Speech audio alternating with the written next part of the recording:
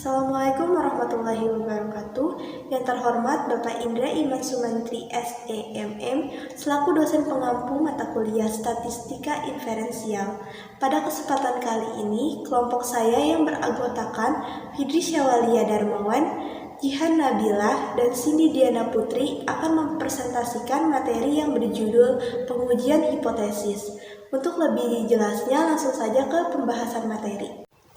Yang pertama, ada pengertian. Pengujian hipotesis adalah metode statistika yang digunakan untuk menguji klaim atau hipotesis tentang suatu populasi berdasarkan data sampel.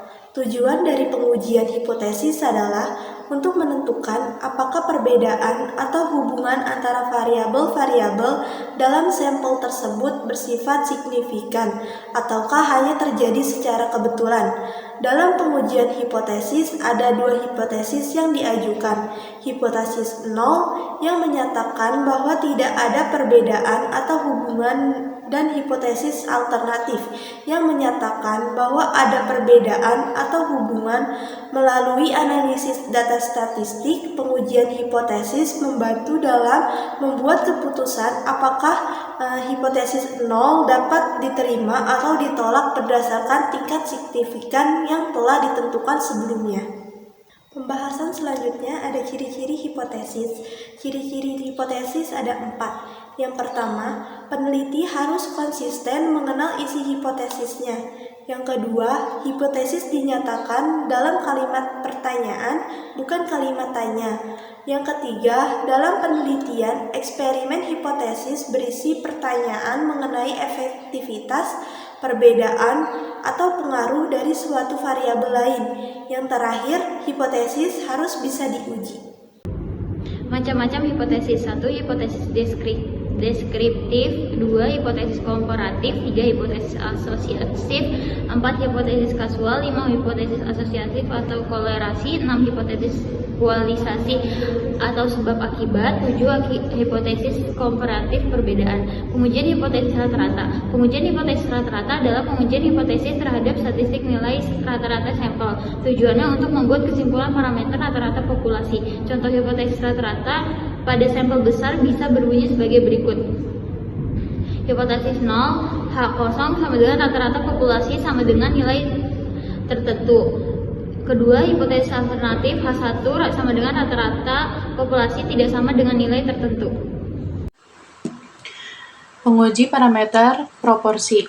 Penguji parameter proporsi dalam statistik adalah metode untuk menguji hipotesis terkait dengan proporsi atau persentase dari suatu populasi. Yang pertama, uji satu arah dan dua arah. Uji satu arah digunakan ketika peneliti tertarik hanya pada apakah proporsi lebih besar atau lebih kecil dari nilai tertentu. Jika dua arah digunakan seketika peneliti tertarik pada apakah proporsinya sama dengan atau berbeda dari nilai tertentu. Yang kedua, statistik uji Z. Pengujian proporsi parameter menggunakan distribusi Z karena variabel yang diukur bersifat binomial atau bernilai 0 atau 1. Statistik uji Z dihitung berdasarkan proporsi sampel dan standar deviasi dari distribusi binomal. Contoh pengujian sebagai contoh, jika ingin menguji apakah proporsi siswa lulus ujian di sebuah sekolah adalah lebih dari 70%, maka H0 akan menyatakan bahwa proporsi lulus sama dengan atau kurang dari 70%, sedangkan H1 akan menyatakan bahwa proporsi lulus dari 70%. Kesimpulannya, penguji hipotesis biasanya tergantung pada hasil analisis data dan tingkat signifikansi yang ditentukan sebelumnya. Pada tingkat signifikansi yang telah ditentukan sebelumnya biasanya alfa untuk menentukan apakah kesimpulan adalah diterima atau ditolak. Kesimpulan ini harus didasarkan pada analisis statistik dan konteks penelitian.